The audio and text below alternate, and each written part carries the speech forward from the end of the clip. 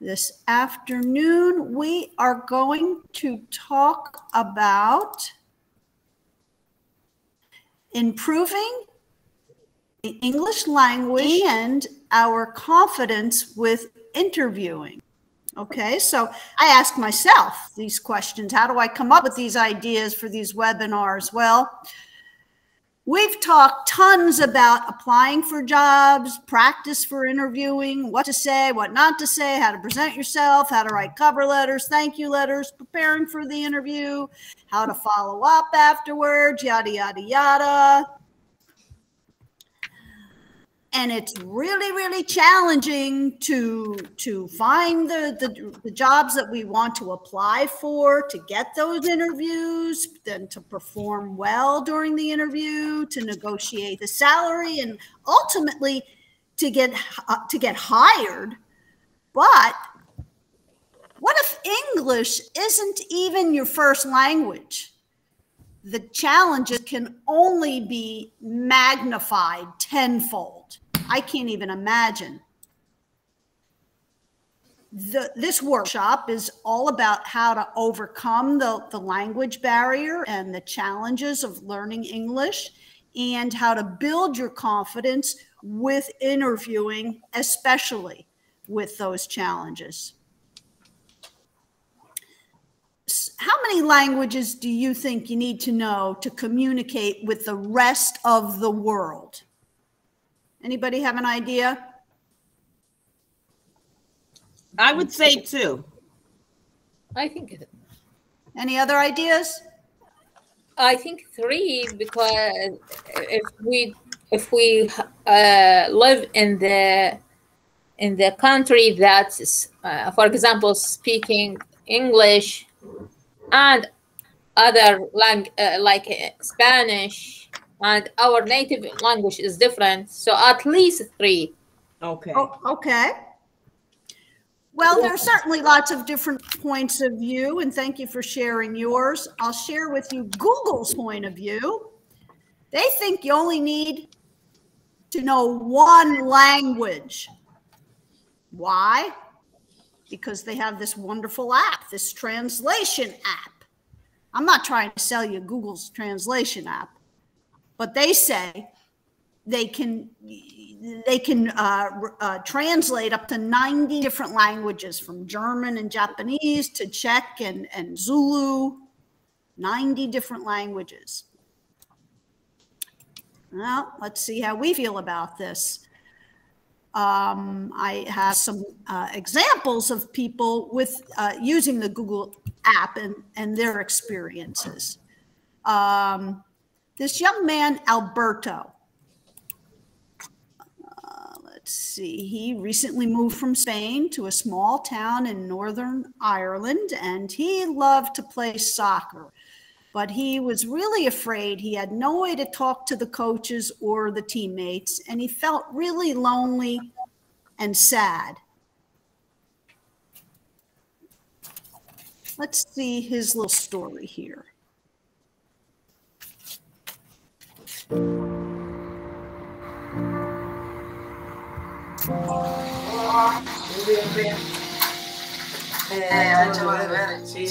Mi llamo Alberto. A mí me encanta el fútbol. Cuando mi mamá se mudó aquí para trabajar, al principio a mí me dio miedo. Realmente yo quería jugar al fútbol, pero no hablo nada de inglés. Glenn recorded our youth thing. One night, I just looked over and saw Alberto. He just said, "Do you want to play football?" He couldn't really understand me. Well, I don't speak Spanish, Glenn speaks a wee bit. Hola. That was about it. I've been using Google Translate in work, so I thought I'd just get the idea up on my phone. Go play left hand side, okay? That's the breakthrough we needed. First, we started with the basics, and then got into more advanced coaching drills.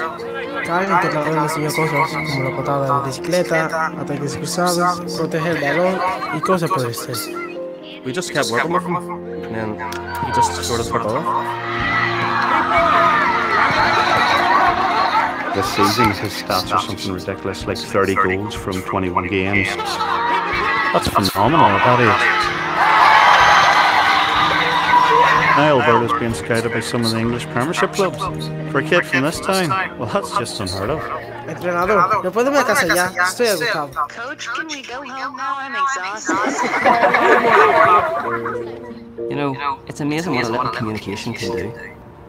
Everyone just loves Alberto. He'll always be a Boy Line boy. He's one of us now.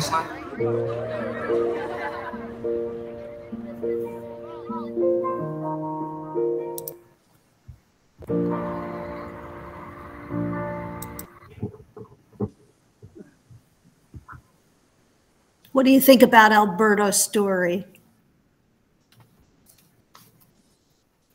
I think it was the perfect solution to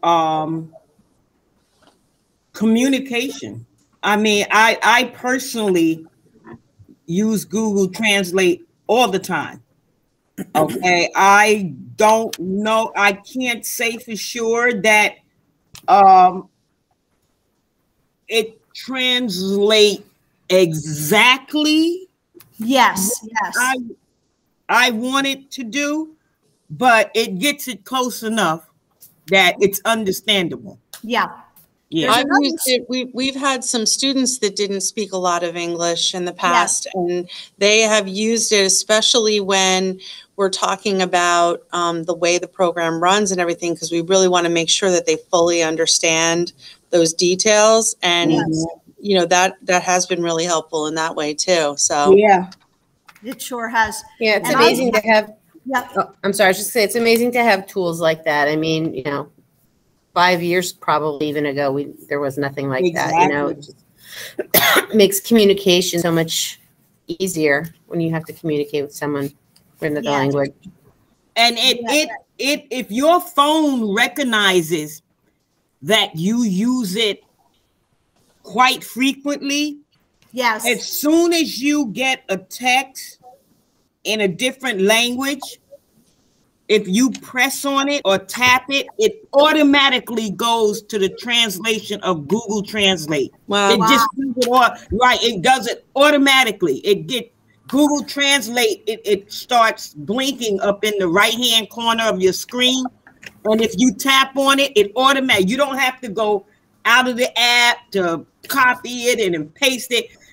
Every year, it seems like that Google Translate is getting better and better. They always come up with new innovative ideas. Wow, new features. Wow, that's awesome. There's another example. Thank you all. This fellow Marcos, who opened this camera shop in Paris, and he's got visitors from all over the world, tourists who speak so many different languages. And he's had this challenge of how to talk to all these customers. And he also uses this Google Translate. And there are certainly pros and cons, as you said earlier. What are some other pros? So it's quick. What I see in this gentleman in the camera shop, it can translate so many different languages. In Europe, there are, what I just recently read, there are at least 23 recognizable and acceptable languages in Europe, the European Union alone. So that's a lot of different languages. And this app certainly is a tremendous asset, I'm sure, for people to get around. Other thoughts about pros and maybe cons of using such an application? Well, some things that I've ran into personally, you have to check to make sure that, say for instance, I don't do a lot of typing. I always use my microphone and I speak to my Google Translate. Okay, I speak through a microphone, and you have to make sure before you copy and paste and send that message out that it caught all of your words precisely. Because if you are around other people or even looking at TVs or listening to radio, yes, it will pick up those conversations. Yes. So, you know. So what you're telling me, Joyce, is you have to double check. Yes, you have to definitely double check all the time. All right. Because you'll be sending out, what? They're like, what are you talking about? So. Yes. And you could possibly, well, I mean, I find that just not even using the English, the translation aspect of it, but just hearing your voice and sending text messages that way, you have to double check. Yeah. But especially if you're translating into another language. Right. You have to make sure that what it's translating is what you want it to say, and you're not picking up any background conversations or the correct word. Exactly. Yeah. Or, you know, potentially offending someone. Right, exactly. Now you understand. Exactly. Yeah. And if he's going to use it in a business sense, I would like to see, you know, how he does that, you know. Yeah. This next clip you're going to show us. Yes, I have a couple to show you. What I really want to share now are some other ways to improve our English. I really took a liking to this gentleman. He's a professional marketing and salesperson whose first language is not English, and he has some wonderful ideas about how to improve English fluency. Do you want to improve your English? Do you want to speak English more fluently? You see, the English language changed my life. Now, I was born in Hong Kong, so English is not my first language. My first language is actually Cantonese, and my second language is Mandarin because my mother is from Taiwan, and my third language is English. So when I first immigrated to North America, I couldn't speak a word of English. And I know some of my fans, rumor says, that you're tuning into my videos because you want to learn how to speak the English language. I find that that's kind of interesting. If that's the case, actually comment below and let me know. So today I want to share with you 5 steps to improve your English fluency. The 5 things that I did to learn the English language. Step number 1 to improve your English fluency is actually very simple, and that is don't give a damn. That's right, don't give a damn. Speak whenever, wherever, however. It doesn't matter if you speak with an accent. I still speak with an accent, and I talk to tens of millions of people every single month. It doesn't matter. Forget how people would judge. Forget how people would think of you. All of this stuff, it doesn't matter. Just speak as much as you could. If they don't understand, you say it again. If they don't understand, you say it again. You just keep saying it. I remember, because I spoke with such a thick accent, I spoke like, it sounded like Jackie Chan. I can still speak with some Chinese accent, like, hey, this and that, like that kind of stuff. Like, I could speak with that kind of accent, but you just speak as much as you could, because that's how you get comfortable. You will not, because if you're always thinking about, oh, I'm not sounding smart, or they would misunderstand what I'm saying, or they wouldn't understand, or I'll look stupid, all this stuff, all these things hold you back learning the language. So don't give a damn. Speak as much as you could to as many people as you could. I would walk into the mall, I would talk to people. Right? Say, hello, how are you? Just to practice. It's okay, right? They don't bite. It's okay, practice. Step number 2, and this is what I did. I would take a book, any book, a simple book, and I would read it out loud, word for word, paragraph by paragraph. I found that that's a very good way of learning the language, because there's certain parts where maybe you have difficulty pronouncing certain chunks. You say it again and again, or maybe there are certain words you don't understand. You can go to a dictionary. Reading a book out loud, that's also another thing that I did to learn the English language. You finish one book, and you might as well pick something that you are interested in. If you're interested in investing or success or motivation or sales, pick a book on those topics and then read it out loud every single day. I'm talking about could be 20 minutes, 30 minutes, 25 minutes, it doesn't matter, but do it every single day.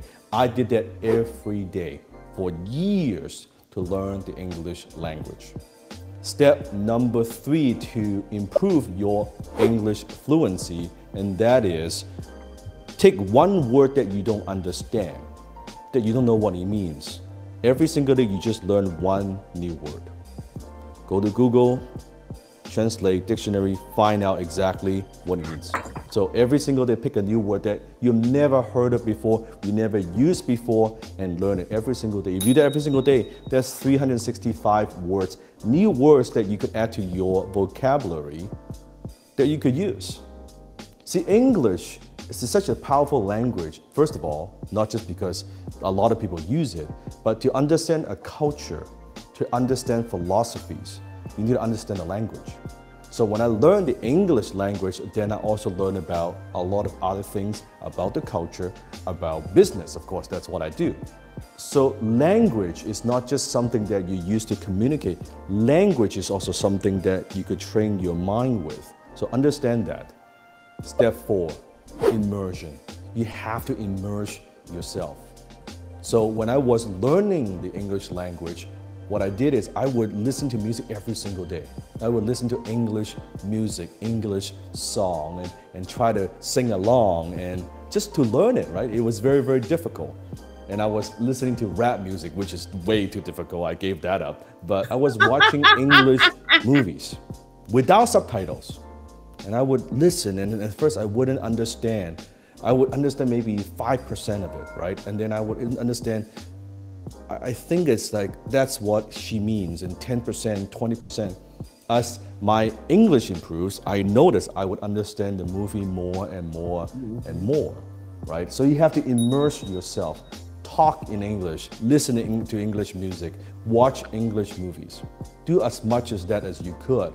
Naturally, you would pick it up. You will pick up the slang. You will pick up kind of certain stories or phrases, like that kind of phrases. That's how you learn the English language. Then you make it fun. So it doesn't have to be, you have to sit down and study, oh, I'm studying the language. No, make it fun. Talk to people who speak English, right?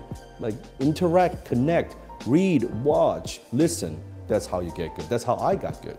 Step number 5 to improve your English fluency, and that is to hang out with people who speak English. Like, I know it sounds so obvious, but that's how you do it.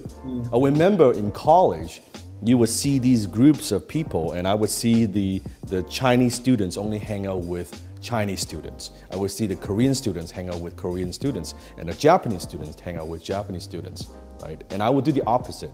I would go and hang out with people who speak English. I would hang out with Caucasians. I would hang out with people who grew up locally, who speak perfect English. And I would just talk and hang out and go to the library. And I would try to talk as much as possible, listen, ask questions, right? To get comfortable. And another thing that I did was actually I got a Korean girlfriend who speaks English. Right? So that's another way to do it. So I'm not saying that's the only way to learn, but if you want to learn a new language, take someone who speaks that language. You'll be shocked how quickly you pick that up, right? How quickly you can pick up the language. Let me give you a bonus tip, a bonus step if you want it, okay? Step number 6, and that is go into a state of over-learning. Let me explain. If you are thinking about, let's say, learning a language, let's say you're here and you want to get to this good, the fastest way to get to this good is actually go into a state of overlearning. So let's take an exercise example, okay? If you want to have stronger bicep, let's say you're only doing your curl, you can only hypothetically lift 20 pounds, okay? 20 pounds, right? That's much strength you have. If you want to make that 20 pounds easy, be able to lift that up, guess what? Train with 25 pounds, train with 30 pounds. That's an over-preparation, over-learning. That's what I mean, right? Go into a state of over-learning. So what I did, because I'm in business, right? Not only learning English language, I was learning how to sell, how to close, how to do marketing. So not only just the English language, day-to-day basis to communicate, but actually at a way higher level where there's something to lose, where it's not just learning the basic day-to-day communication, but also There's money involved, right? The stakes are high. When I lose a sale, when I'm selling someone, when I'm communicating, if they don't understand what I'm saying, I'm not gonna close that sale, right? That's a state of overlearning. So imagine I could do that, not just to say things that you will understand, to be able to communicate in a way clearly enough that you can understand me, but to communicate in a way that you will do business, you will buy from me, you will spend money with me. That's overlearning. You could do that. When you go back to day-to-day, just like talking, of course, is so easy. Would you be nervous? No. Would you care what people think? No, I just got 20 rejections in the last week. Like, you don't understand what I'm talking about. Who cares? Who cares? It wouldn't bother you. And that's what I mean, overlearning. So I suggest to my students, if you want to learn the English language, learn how to close, learn how to sell. Go sell something, because then all the nervousness, all of that fear, all of the anxiety, all that is gone when you're talking to day-to-day with people, because you train yourself well. You go into a state of overlearning, you over-prepare. That's what I say. That's what you need to do. So those are the 6 steps or 5 steps to improve your English fluency. His last point, I especially like in the context in which we work, which is regarding getting jobs and interviewing, with the added challenge of not, having English as your first language. I would encourage people to just go out and have some practice interviewing. Yes. Jobs you don't even particularly want, just for the experience of practicing the language. Yes, that's what I did every day. I have a website. I'll tell you what it's all. It has this website. It has speaking English lessons and listening English lessons. So I try now. It's in my screen. So I try to listen to their dialogues. It's multi levels. I started from the beginner, and now I'm in the intermediate lessons. Oh, very good. Yeah, just to hear what they talk about. So I learned many vocabularies that I didn't recognize it before. Excellent. Yeah, I try to memorize it and use it in a sentence, different sentences. Excellent. Yeah, I love this video that you shared it with us. I love it. There is another video I want to show you by the same gentleman, and it's kind of comical in certain ways, pertaining to overcoming our fears in the interview process.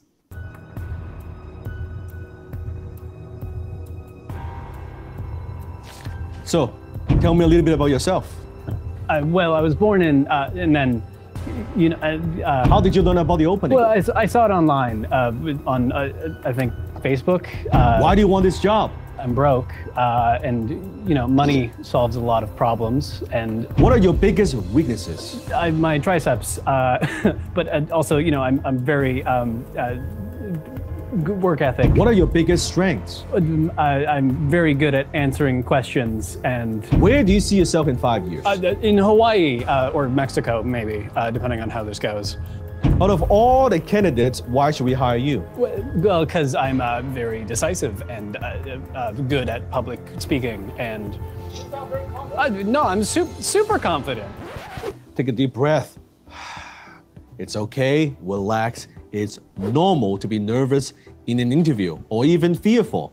Maybe you've been wanting this dream job for years and finally you get that interview. Or maybe you've been looking for work for months and you need to pay the bills, you need the income coming in, and this is your only shot and you don't want to blow it.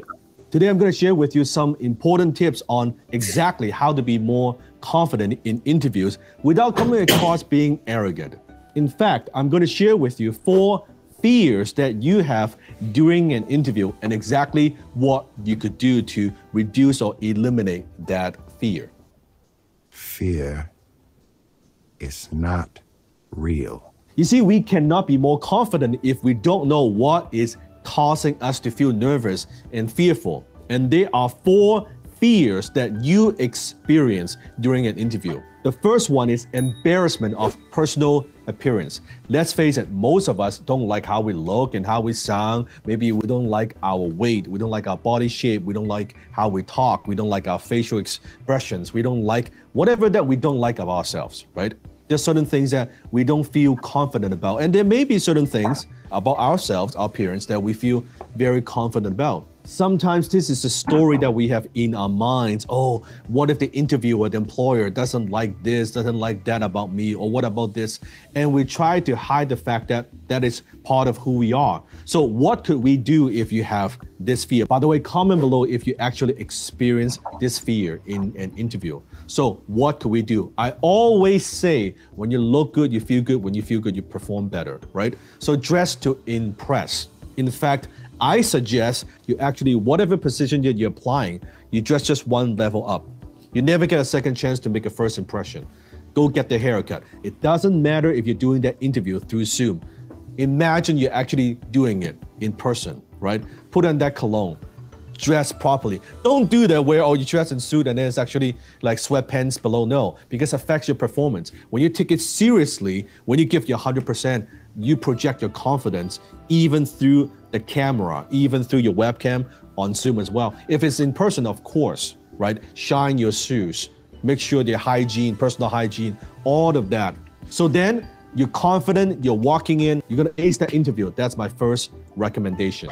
Fear number 2, fear of saying the wrong things. Comment below if this has ever happened to you. During an interview, the employer asking you questions, you're like, you're stumbling, you don't know what to say, and you're like, oh my God, I shouldn't have said that. I should have said something else. You regret it, right? So how do you solve this?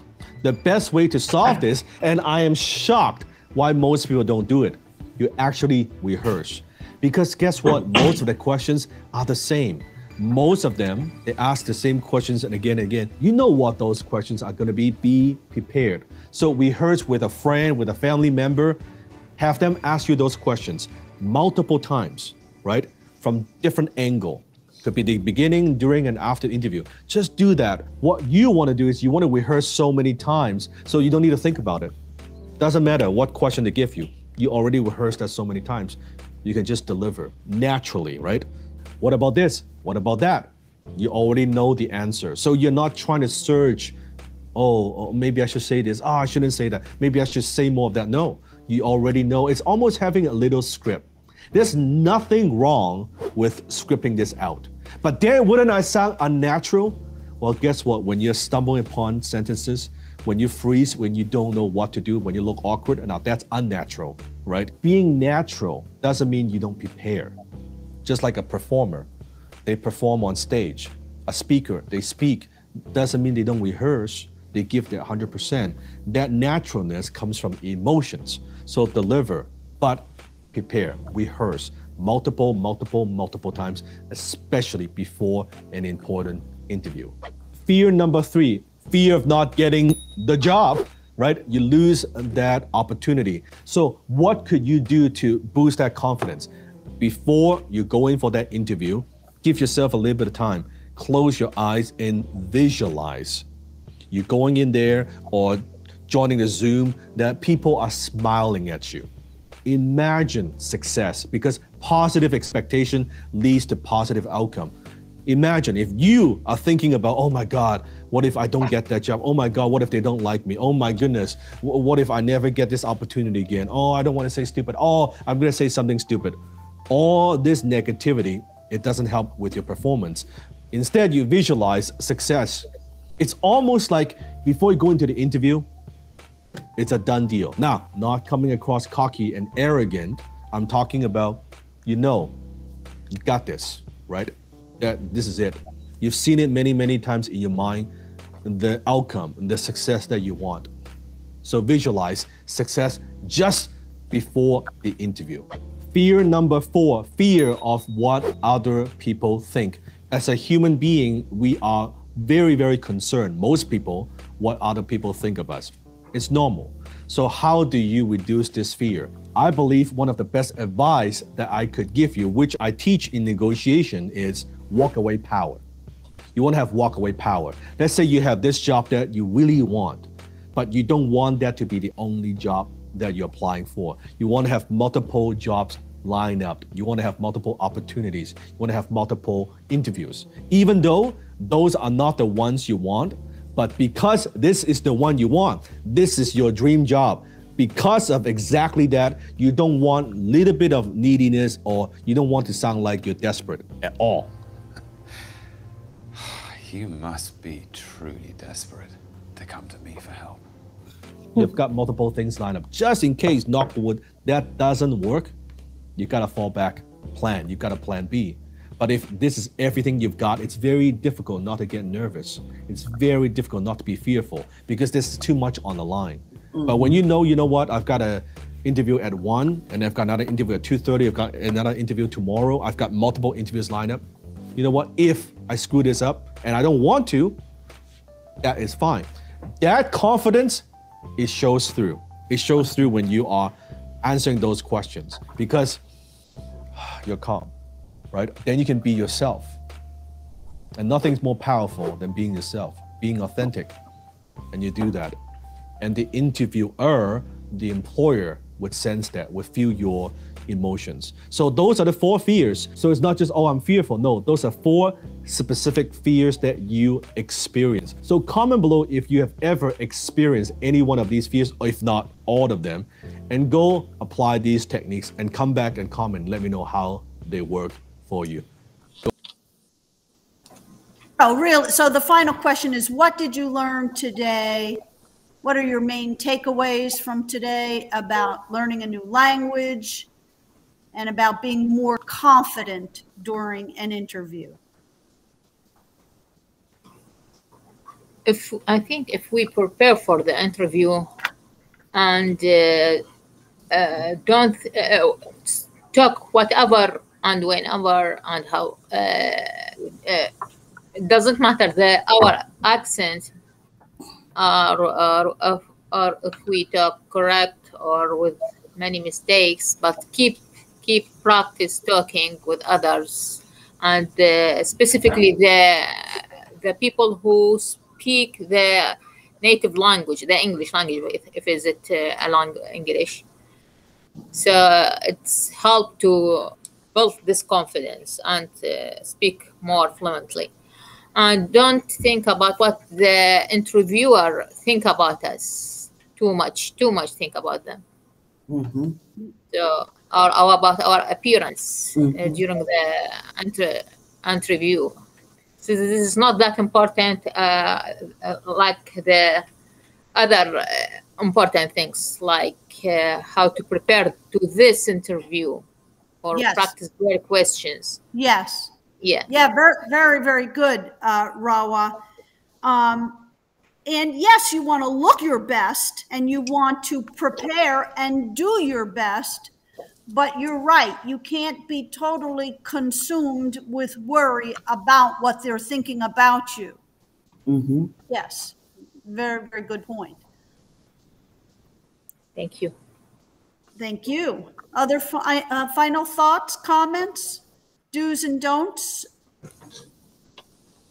that you might have learned today? I mean, I think his whole point was just to be confident, immerse yourself, and you know, do it anyway. You know, even if you aren't 100% comfortable, just do it anyway, and don't worry about what other people think, and that's how you get good at it. And practice makes perfect. Right. Yes. That's right. Yes, Joyce. And with regard to the interviews, just line up as many as you can. Yeah. Don't put all your eggs in one basket. Yes, visualize yourself doing well, getting the job, but worst case is you have other interviews lined up. Yeah. Right. So keep practicing. Like my daughter was reminding me a few weeks ago when she didn't get a couple of job offers that she was expecting. It really is a numbers game. as well. So you've got to get out there and conduct and get as many interviews as you can. That's cool. And be yourself during the interview, not to try to acting or speak something or lie on something. Be yourself. I love it. Yeah, that's perfect. That's a perfect way to conclude for today. Thank you so very much, all of you, for your participation. And I look forward to seeing you tomorrow at 2 p.m.